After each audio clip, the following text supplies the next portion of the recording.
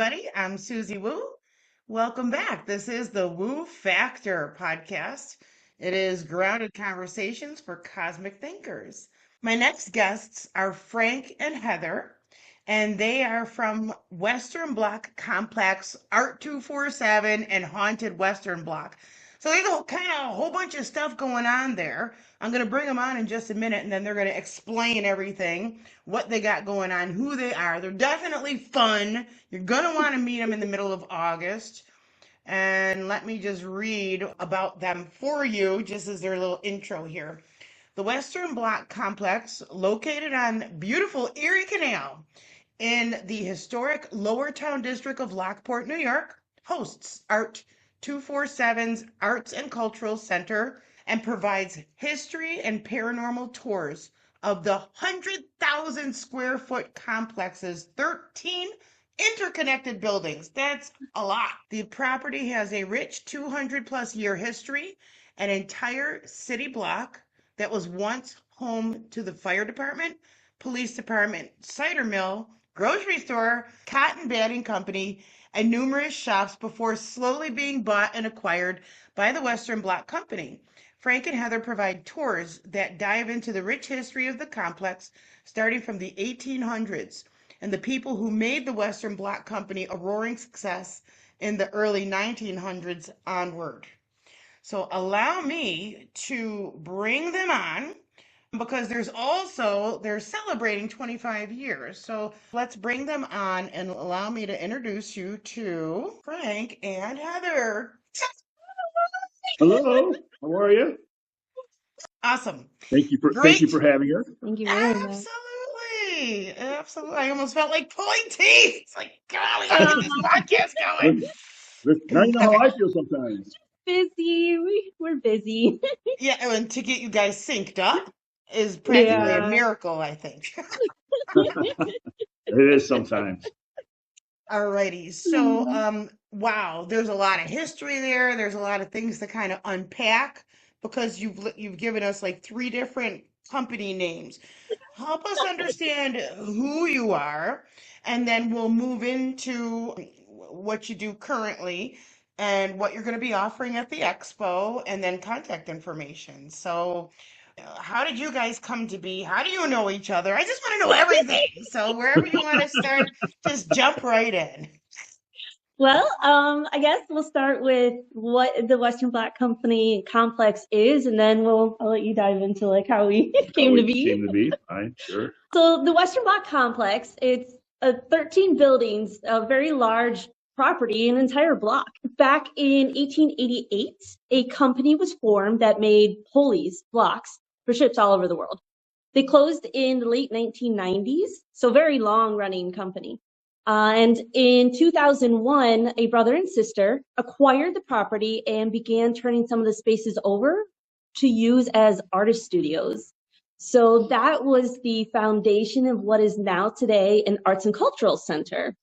But we still have a lot of the property that is very historic and it hasn't been renovated. It's original to the early 1800s, to the early 1900s. And so part of our focus is to pay homage to the Western Block Company through the name Western Block Complex, and really preserve the history, teach people about some of the key players here, like William Keenan Jr. and Henry Flagler, who was partners with John D. Rockefeller, and preserve, that richness here. So that's kind of, our over-encompassing. We do history tours and stuff like that, but a lot of it's also to, help support the art gallery and the services we do for the community through the art gallery. That's extremely cool. Way, way cool. Okay, so we have an an old structure, a wonderful structure packed with history and shops and everything else, which kind of faded out. You acquired it, and so you do the tours and stuff. So where did the art gallery come in? Because it sounds like that was the first thing to land. Yes. Yep.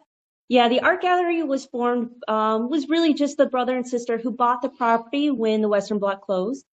And they wanted a space for their friends to paint, to community, friends, to just get together and be creative.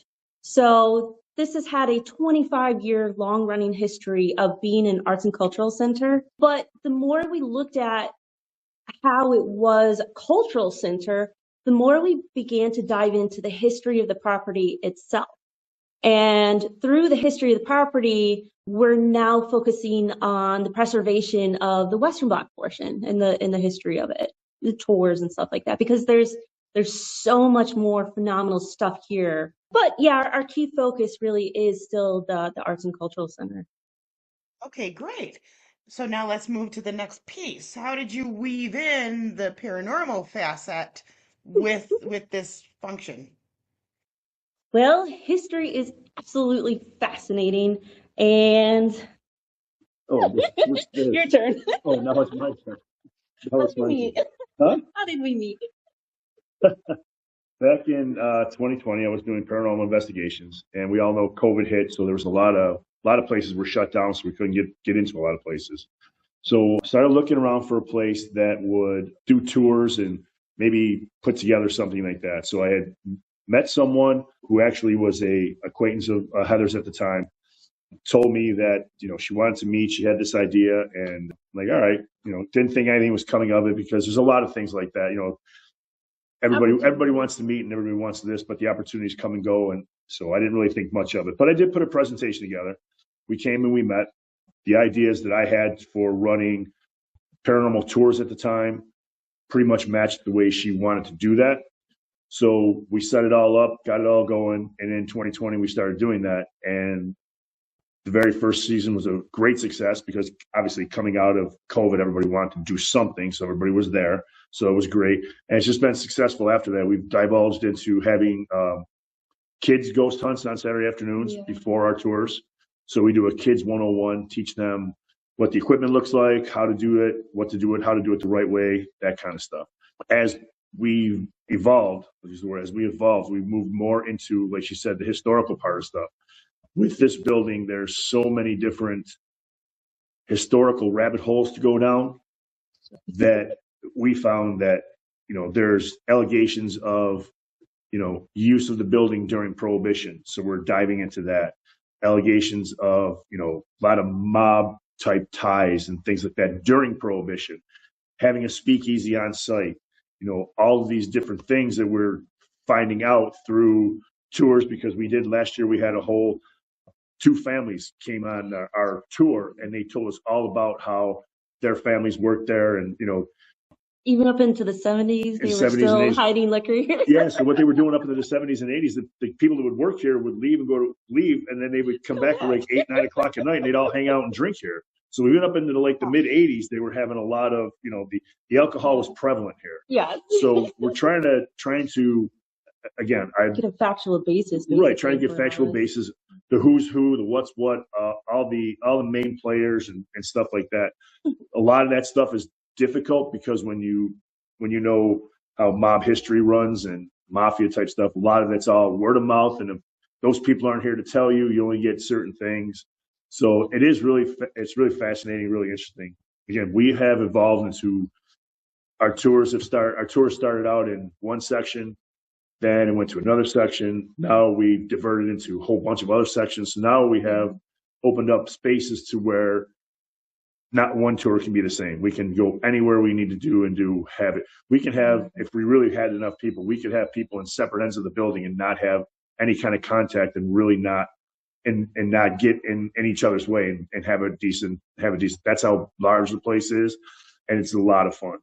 Wow. We have also, like I told you before, we have also divulged into, like, not necessarily a podcast, but it's more of a true crime, history of the Western Bloc type of cooking show, where we pick a meal and we kind of, we have 5 episodes out now. Number 6 is coming out, and we just put our studio together. It's in pieces right now, but it takes about an hour to put together, and we'll be shooting season 2 coming up in the next month or so. We'll start with two episodes, and we'll have 6 more of those coming up. Hang on. Wait a minute. Wait.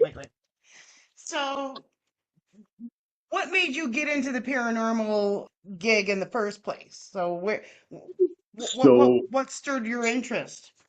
So I've always had some type of interest in weird things, let's say. It was never really prevalent because I was a correction officer for 26 years. So during my job, it was just like whichever. But when I took my job, I started at Sing Sing. And I don't know if you know where Sing Sing is. It's down near New York City. It's one of the oldest prisons in the state. And there's a lot of rich history there. We did actually 635 executions there. So there's a lot of energy, a lot of things that are there. Rosenthals were executed there, and some other prominent names. So when I got there for my on-the-job training, OJT they call it, they take us on a tour of the facility, show us what goes on, and they took us down through the old section. And when you go past the old section, it's solitary. It was a solitary confinement, and literally the cells are like 5 by 12, so like 12 feet tall and 5 feet wide. So you can barely stand up in. And I happened to look into one, and something was looking back at me. And I just happened to stop, and the guy's like, "Are you coming?" I'm like, "Yeah, but did you see?" He's like, "Just come on, let's go." I'm like, so they all kind of knew stuff, but after I started working, it just kind of, you forget about it and you go about your business, and then you'll see something here, you'll see something there, and you mention it to people, and they're like, "Yeah, don't worry about it. That's just your mind." Nobody wants to know what that stuff is. So I went from one facility to another, and some of the facilities in New York State are actually old mental hospitals that they shut down, converted into correctional facilities. So the one was in the Oneida region over by the casino there, and that was an old mental institution. So there was a lot of activity there, a lot of shadows, a lot of this. Quick story, I was working Christmas Eve, and I'm sitting at my desk, and I was waiting. I was working over the overnight shift because I was leaving in the morning to go home, Christmas Day, and two inmates come running up from the back saying that they were being attacked by some shadow that they couldn't see. And I looked at them, I'm like, and they sit down next to my desk. I'm like, "You're not sitting here. You have to go back to your desk." And they're deathly afraid. They're like, "We're not going back. We are not going back." I'm like, "Oh no, you're going back." So sent them back there. I said, "Listen, you sit on the bed and you watch him sleep, and then you can vice versa. Do whatever you got to do. It don't matter. I don't care." So I'm making rounds about an hour later, and sure enough, the one guy was sitting on the bed, and the other one was sleeping. And then they flip flop later on at night. Before I left in the morning, they flip flop. And when I went back the second time, the one was like standing on his bed, like watching the other, and I'm like, "What are you doing?" He goes, "The basketball rolled from one spot to another and then back again by itself." And I'm like, "Oh, nice." So I like, all right, again, not really paying attention, like kind of chuckling myself, going, "I can't believe these two guys are really deathly afraid of that." So I turn around, walk away, and I turn back and look to make sure they didn't come out and follow me again to sit by and sure enough, there goes a shadow. And I'm like, "Oh, you gotta be kidding me right now." I'm like, "No way." I'm like, "All right." So I went and sat down, and then, told the guy what happened when I was on my shift, and then I left for the weekend, and that was it. But yeah, so it kind of piqued my interest as I was working. Once I retired, a friend of mine decided that he watches all the shows. I don't watch that much TV, so I was unfamiliar with any of it. And he said, "Let's do this, and I'm like, "Okay, I guess, sure, whatever." So when he moved from Rochester back to Buffalo, we got together and we got our phones, we got our little apps on our phones. We started walking around graveyards and stuff just like everybody does. And I'm like, "This ain't too bad." And then we started doing public ghost hunts at like the terminal and the Sullivan ships and things like that. And then that's when it really kind of piqued my interest. Is like, all right, this is pretty cool. All right, not necessarily the ghost stuff, but the history of this stuff. When we go into these places, is really, really cool. And the ghost stuff is a bonus if you hear something, see something. That's all kind of a bonus. So that's how I got into it, and it just kind of evolved from there. And now it's taken off to a whole different direction. Okay, perfect. Thank you. Heather, where did this come up in your life? The whole paranormal piece of things. I suppose it's a little complicated. I mean, I had a lot of experiences when I was younger, but I set them aside because I am a very, I don't want to say like rational minded person, but I think more in facts and validation through substantial like evidence. So for me to have an experience where there's paranormal activity and I've got nothing solid and concrete to prove it drives me nuts. So for a long time, like I didn't do anything with that. But when I took over running this property, my tenants would call me up and they would say, "Hey, look, somebody's in the building. Just want you to know." Or it would be late at night and they'd be like, "I think somebody else is here, but I thought I was the only one. I hear footsteps going up and down the hall. Can you check the camera and let me know who's here?" They didn't want to turn lights off on somebody, or they didn't want to lock somebody in or lock somebody out. But repeatedly, there was always a situation where I would get the phone call. It'd be like, "I hear the footsteps. They are in this hall." And I'd tell them, "I'm looking at that camera. I see you. There's nothing else. I see you just walked into your studio. There's still nothing else in this hall." So the more I talked to my tenants, the more I realized a lot of them had experiences themselves being at this property. And it typically wasn't negative experiences. They felt somebody around, they felt somebody was watching them, a lot of curiosity when art was being produced. But I also talked so the previous owner's daughter used to work with me, and I would, pick her brain all the time, like, "Tell me, what were your experiences here?" And her mom, the previous owner, would see a lady come into the gift shop all the time and look at the merchandise and then poof, disappear. And so even the previous owners had experiences here, and nobody told me that before I took over, of course. But, like all of those things going on really piqued my interest. So I really wanted to get into the history side of things, but getting into the history, it's a certain crowd that likes and loves the history. There's also another crowd that I want to get involved with the art, get them in here, get them to experience it, learn the history while doing something fun. And so with all the paranormal stuff that we knew was going on here, it's like, you know what? Why don't we see what other people think when they come through? See if they have experiences too. And so I wanted to put together, and I met Frank, and we had such similar, almost identical plans that it just took right off. Yeah, it's kind of clicked and took right off. Yeah. It's And it's been working incredible. ever since. So. Yeah. Wow. Oh my God. That's way cool. Very cool. Alrighty. So now, so the company that you're calling Western Block Company, what does that represent? Is that the marriage of those two things? Or what is So it? the Western Block Company was actually formed by 5 employees back in 1888.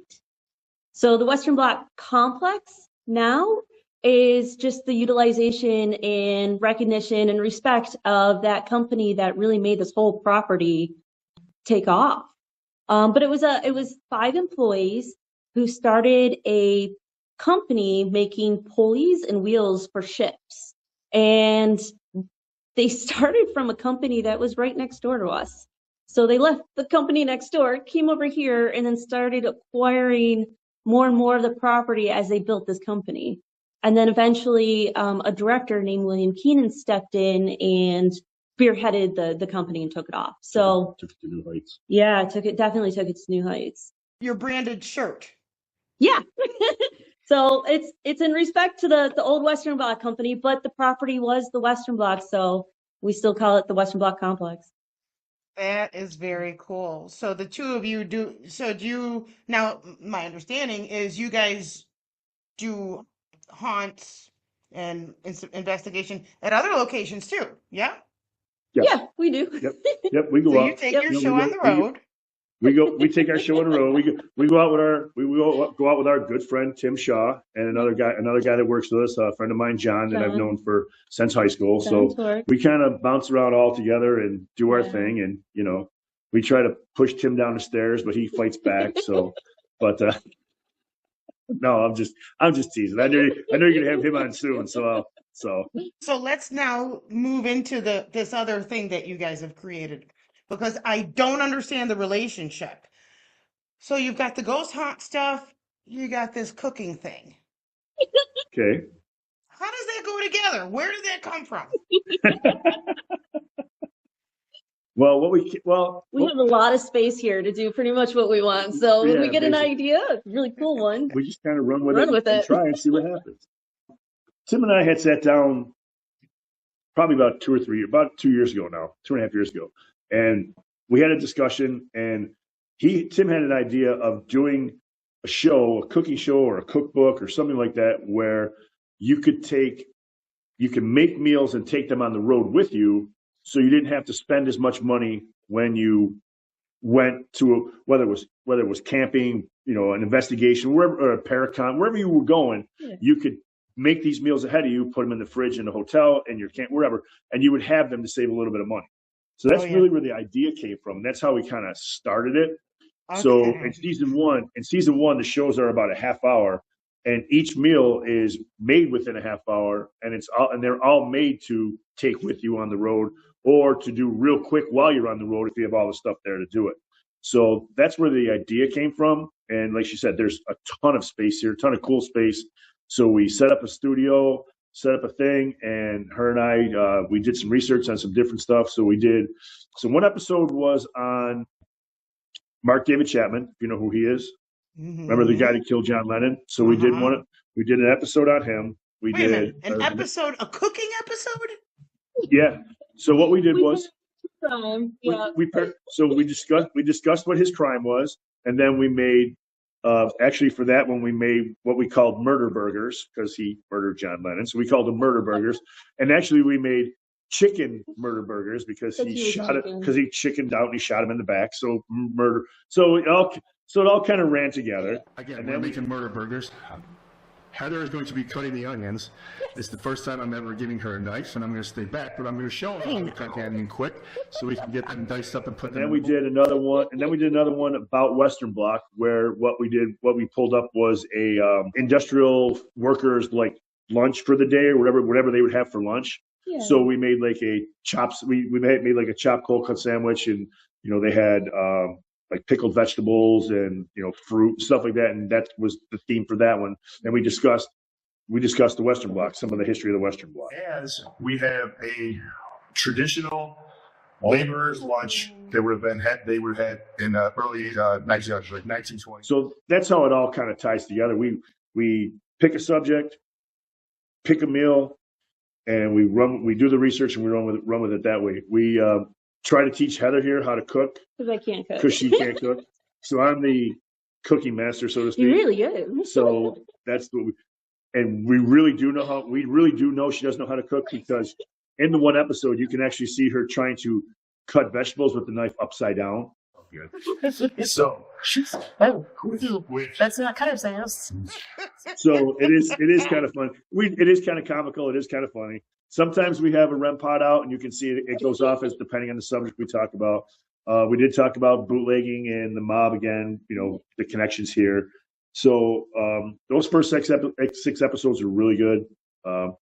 We've done some tweaking. We've done some other stuff. So we're going to... we learn, we grow. Yeah, you learn, you grow. And again, so when you look at some of them, sometimes the sound isn't as perfect, and sometimes it's really good. It's all trial and error, and we don't care. We're just having fun. It's not something. It's a fun thing to put out some information about the block, put out some information about true crimes. It's a little bit of food, and it's a lot of fun. And if people and if they enjoy it, it's great. And sometimes it gets so warm in here that you look at us like we just got out of a swimming pool. Sometimes it was hot. Yeah. Sometimes it was hot. But it is. It's a lot of fun. We'll clue you in a little bit. Our first two episodes for the next season are going to be true crime. Two true crime ones. One is called Death Row All-Stars, and the other one is The Pizza Bomber. I don't remember if you're familiar with The Pizza Bomber from about 15, 20 years ago. The gentleman in Erie, Pennsylvania, who robbed the bank. And he was a pizza delivery boy. He robbed the bank, and they had strapped a bomb around his neck. And then on live TV, the bomb blew up. So that's the second episode. Hold on. Our event, our expo is in Erie, PA. Yes. And you and I'm already getting the goosebumps. You and I were chatting over Facebook about what to do, because I was asking you to do a presentation about haunts for beginners. Like, what equipment do you... Because but that was because I could not understand the relationship between the haunts and cooking. I didn't see it. Now that you've explained it and our listeners are hearing it, that's what we're going to want to see. All right, that's fine. It doesn't have to be the Pizza Bomber, but that just kind of was a segue into that. We can do the Pizza Bomber because I have a portable pizza oven that we can bring with us and make a pizza. There we go. Awesome. And so then people get to sample it at the end? Yeah, it'll be small, but they'll be able to sample it. And if they want me to make more, I'll bring enough to make 2 or 3, and then we'll make one for the show. And if they want, I'll make a couple more. And then you could actually film that and use that if you wanted to. Oh And you yeah, Yeah, could absolutely. bring that'd be your recording awesome. gear and you could actually use that as one of your other That would be installments. awesome. That Yeah, would be that would be great. awesome. That would be fantastic. We will talk to Uh, John because John will be there, and we'll talk with John's Tim all because they're techie. they're our techie guys. So yeah, we'll make sure that everybody's there, and we'll yeah, absolutely. That'd be That's fantastic. That'll be our awesome. first live show Yeah, on the Yeah, road. on the road. that will First be live show on the fun. road. Okay, I'm Yeah, so that'll be Awesome. happy that great. I get it now. Yeah, Oh, it good. makes I'm sense. glad. Good. What is the most frightening thing that you ever come across doing haunts? Either of you. I mean, I would like to hear from both of you. You can fight over I'll who let goes you go first. first. Frightening. I'm not sure it's so much as like knuckle white frightening as in it's more like jump scare frightening. I haven't had really any experiences where I've been terrified to the point where like I just can't, I'm beside myself. But here in particular, we have a spirit that loves to rush up on people. And without a doubt, I'll be walking down the hall and I'll be closing doors behind the tour group and something will rush right up on me and I'll get the jump scare. And Jump sometimes she goes, scare. oh, Yeah. Like all the time. Do you ever try So, to interact with that spirit, like, or get the oh story on yeah. who that is, or yeah? Yeah, we call him Mr. Mischief because he has a certain set of personality traits and he'll do stuff like close the website on us. Are you there now? We're at the yes, Western Block now, yes. yeah. Yep. Okay. Yeah. Yep.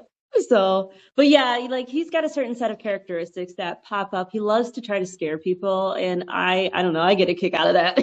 So, Yeah, it is kind of funny because a friend of mine, John, when he first started with us, we didn't tell him any of the stuff, and there was some no, stuff that was yeah, like that. So we try not to lead people in. We want them to experience stuff on their right, own, right. We because don't. then we see like all the pattern Right. afterwards without. And being here and doing this all the time, we see what goes on. So we see where the shadows go. We see this, but we don't tell anybody. We want them to, oh, did you see that? And then, Yeah. and it's great because when they look like this, they're going like this with each other. And so that they, so we're kind of like, we start chuckling because, yeah, we saw this. We see it too. It's good. So we didn't tell him what was going on. And one day we were sitting downstairs in one of the areas and we're sitting there and we're talking and we're doing our thing. And all of a sudden, up out of nowhere, he jumps up out of his chair and goes darting across the room. I'm like, what is going on? So he comes back and he sits down. He goes, you didn't feel it? You didn't see that? I'm like, no, what are you talking about? So we go back and check the security camera and watch the security camera. So what's happening in the security camera is there's this mist and this whatever hanging over me. And it's hanging here and it's hanging, and I'm just sitting here talking and I'm just going on and on and on. And all of a sudden, out of nowhere, the mist just goes like this. Over to John. Right to John. And then up he went and ran. he goes. So it got bored because I wasn't moving and he ran to him and he took off. So it was good. It's a lot of fun that way. So, and it's good when we don't tell people. And, sometimes we'll be sitting in that room and, people will be going, did you just sit down? Are you sitting next to me? Who's sitting next to me? What? Because they'll feel somebody sit down next to them in the chair next to them, and they'll know that somebody sat there because they'll feel the coolness go by them and just sit right next to them, and they're like, "Was that you? Did you just move?" And they're like, "I didn't do nothing." It's funny because it's always in the dark and it's great. So that kind of stuff. Yeah. Pretty much like with Heather, I haven't really had anything that was that outrageously frightening that would make me stop in my tracks, like you said, and just be beside myself kind of thing. The experiences I've had are, I guess for lack of a better word, in my mind are like kind of cool because I'm kind of a little warped that way. But I guess the best experience I could say was when I had gone to the Conjuring House. I spent the night at the Conjuring House, and I spent the night upstairs in the middle room. And just as I laid down, I looked to my left, and there was a big black shadow, a shadow in the doorway with the hat that matched the hat from the guy from the preacher that was in Poltergeist, that type of hat. So he's standing there like this. Now it's 2:00 in the morning and we had just done like some EVP work and I'm kind of like in and out. So I look to my right and in the other doorway is a white misty shadow. And I'm just like, and I thought to myself, yeah, this is not good. I'm like, but I'm too tired to deal with it. and I'm going to go to sleep. And if something happens, then so be it. And if nothing happens, then I'll get a good night's sleep and I'll wake up in the morning. And I just looked at them both and said, good night, put my head down, closed my eyes, and I went to sleep. And that was it. That was probably one of the most intriguing type of experiences that I had. So, but yeah, I can't come across any kind of white knuckle frightening kind of things as of yet. I mean, I can't say it's not going to happen or it has, but just as of right now, it has not happened. I'm more afraid of people that are alive. Yeah, truthfully. Yeah. Right. Super cool. So are you guys for hire? Do you do and go investigations like on request or? We can be, yeah. We haven't had anybody do that yet, but yeah, we'd be happy to do that. Absolutely. If somebody wants us to come out and lead their investigation or help them with their investigation, we've got all the equipment. So yeah, we'd be more than happy to come out and do that. Yeah, absolutely. Perfect. And just to clarify, we're not the type that like goes in and clears spaces out. That's not our forte. Yeah, no. You know, but we'll tell you what we're experiencing. We'll help you learn how to experience things. You know, learn how to use the equipment and stuff like that, and validate any experiences that you have. Right. Yeah. Oh, yeah, good. as far as clearing and I do that kind of stuff. I do clearing. See? Yeah. Phenomenal people like you that are well skilled. That's above our pay grade. We'll call you to have you clear stuff. Yes. Yeah, and I have felt the elephant on the chest, Right. Yeah. I felt it, and take your breath away and all those things. And I am just like, not on my watch. Like, clear you out of here, so you got to go wherever they're going. But so how does somebody find you? Let's talk about your contact information. Yeah. So hauntedwesternblock.com for all our paranormal stuff. Oh, good. Does that include if somebody wanted to invite you to their property or their business or something to do? Yeah. Like they're feeling something, they want to see if you feel something? Yeah. For those, we have our phone number right on the website. So just feel free to call or text us. Text us is usually the fastest route of getting a hold of us. Right. Just because we've got, crazy stuff going on all day long. But yeah, if it doesn't fit into like a solo investigation here or a group tour or the kids' family stuff, then send us a text and we'll be happy to come out and do an investigation with you, that kind of stuff. We don't go to houses and businesses to determine what's there. If you want us to come out and investigate with you, we'll be more than happy to run our equipment and that kind of stuff. But as far as, hey, can you come in and do this while I go sit here? We don't do that kind of stuff. When I first started doing it, I did one and it was okay. But I decided after that I didn't want to do that stuff because A, it's people's homes, and B, it's people's businesses. So until you really learn what you're doing, you don't know if you're going to actually stir something up that you don't want to, or this. And people got to live there. And I'm not. I don't want to deal with that. I mean, I have no problem coming in and investigating with you and doing that kind of stuff and saying, hey, this is what we're feeling. This is what we're getting. What are you getting? What are we getting? Blah, blah, blah. And we can go back and forth with, that type of stuff. But as far as, telling you, oh, you absolutely have this or you have that or you have that, you have a demon child in the corner. Yeah, that's not our deal. Yeah, that's not what we do. But at the same time, like from what we've learned from this property as well, there's all sorts of visitors, so you're never guaranteed to meet the same person twice, right. And that can be the same deal in someone's home, right. Or someone's business. So So let's circle back to the property now, because that's really your main thing anyways. My mind tends to wander because, I have absolutely no attention span. So the property there, so you host tours. Do you run like a regular schedule, or does somebody need to contact you to schedule something?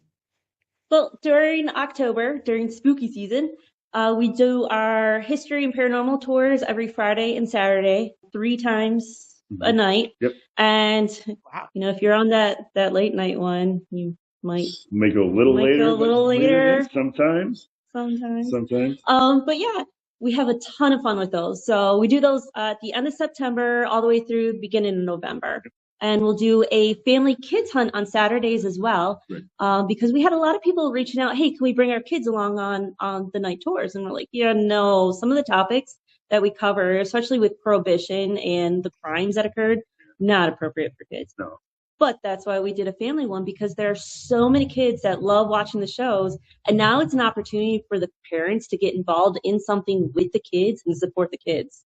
We So need more of certainly that. when I was young, we didn't have that. It was like, No. if you experienced something, then you were nuts. And what's funny is too, some of the parents will come in like, okay, all right, whatever. And they'll walk out going, man, this was great. Yeah, they have the That's blast awesome. too. Yeah, because they walk in like, what's this going to be? Yeah. We do some stuff on the recordings, and it's funny when the kids ask the questions and then the recordings come back and there's an answer there, because the kids are like, oh, that's great. And the parents are like, whoa. So it's like, okay. And we've actually gotten some parents come back to do the night tours without the kids after they've done it with the kids. So that was pretty neat. Oh my gosh, way cool. So on that topic of kids, so I kind of feel that there's like a split jury on that. Like, so I was just recently reading something on socials, like kids shouldn't be allowed on things like this. So like when you go to do a hunt somewhere or an investigation somewhere, or you visit like Iron Island or Rolling Hills, like usually you need to know a little something so you don't end up taking a hitchhiker home with you spiritually. Right. How do you handle this for the littles, for the kids, so that something like that, because kids are wide open. Like, how do you, and do you have a waiver? Like, Well, we do have waivers. It's funny because 99% of the adults will ask that exact question. I'm not coming because I don't want to take nothing home. The kids are like, screw this, let's have fun. We do the kid stuff during the afternoon. They're not here at night. Yep. So it's 2:00 in the afternoon until 4:00 in the afternoon. It's light out. It's not creepy. It's not dark. So the two perceptions are completely different. Yeah. When you do something at night and at dark, the perception is, oh, this is going to latch on. It's going to go home. When you do something in the afternoon, there's nothing going on anyway. It's the afternoon. The ghosts don't come out till at nighttime anyway. So right. So really, it hasn't come up. Yeah. But if somebody does ask me, my personal saying to them is, you are not that interesting for them to go home with. I go, and I am not that interesting. None of us are that interesting for them to go home with. Now, if you have some type of addiction or some type of actual problem, now maybe you have some type of chink in your armor where there's a possibility that you could get something. But 99.9% of us that go into these things, hopefully don't have any of those things. And that's usually what it is. And when they ask about protection and stuff, it's my necklace broke. But I usually have a crystal that I wear. And really, it's all about what you believe in. And it's, And with that, I mean, we structure, structure is loosely defined, but when we do our kids and family groups, we have the parents with them. We keep our topics and the questions that we ask to G-rated topics. So we've got kids that are like 5 years old, and we allow the kids to ask whatever they want. If it starts going into the direction of something that isn't appropriate for kids, we guide it into a different direction. And we try to teach the kids as we go through, some basics. Like, if you want to go do this with your parents, awesome. Always make sure they know where you are, obviously. Don't ever trespass on a property. Always get permission from the people who are there. These basic stuff that shouldn't have to be said, but are a great starting point for kids to learn. And then at the end, we're always like, what'd you do? What was your favorite part? How'd you experience this? All right, tell all the spirits, have a great day. They have to stay here. They can't follow you. And you'll see them next time. So we haven't come across, things that are so like heart-stopping negative here that we feel that there's something that could happen. Now, anything can happen anywhere, anytime. And that's always, it's always the risk. It's always the risk. But by bringing the parents in, the parents can gauge how their kids are acting. We can see how the parents and the kids are acting. And, our role is to guide the kids into learning something, have a good experience, and make sure that it's all G-rated and safe for them here. So. I mean, we've had a couple times where we were out in the barn or in different sections where one of the kids felt uncomfortable or uneasy, and we just left the area. Took off. Can we go somewhere else? Can we go somewhere else? Absolutely. And everybody out, close the door. We walked to another spot, and that person was fine after that. Yeah. Oh, So did that it's, rush let up them guy go. or mischievous guy ever bother the kids? Oh, yeah. I Not don't really. think so. Yeah, No, we no, haven't had anyone, terrified, and say that. no. And it's actually the kids get a lot more interaction here, I think, Yeah, than they a do. lot of adults. Yeah, Just because they're so open about asking whatever pops in their head. And it seems the spirits at this property love that. So Yeah, just it that feels instant, that like, way. I mean, just feeling what yeah, I'm picking up through you and through that space. Like it right. feels very almost nurturing and supportive, definitely supportive, but it's almost a nurturing and comfort. Like we want you to understand. So I really think that they're working yeah. with and through you guys that way. Yep, goosebumps. That's my heart is. So this is Right. phenomenal for you guys. I think it's fantastic that you found a way to turn this into a family, like one of the outlets is family Right. themed. Yeah. I Yep. really give you kudos for that because, Thank you.